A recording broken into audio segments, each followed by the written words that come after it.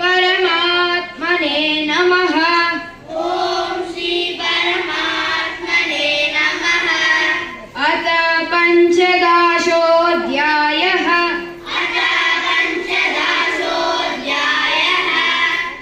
श्रीभगवानुवाच ऊर्ध्वमूलमदशाकम्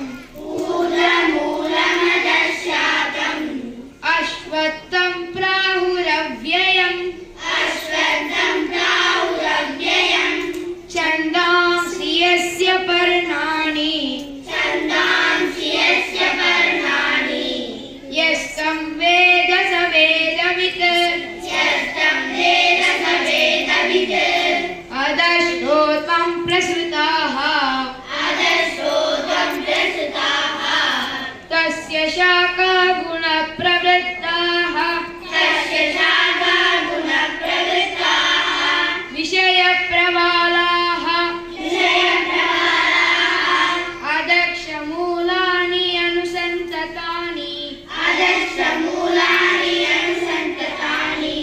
कर्मानुबन्धीनि मनुष्यलोके न रूपमस्येह ततोपलभ्यते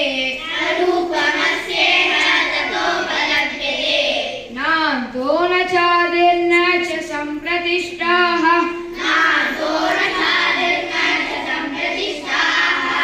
अश्वत्थमेनं सुविरूढमूलम्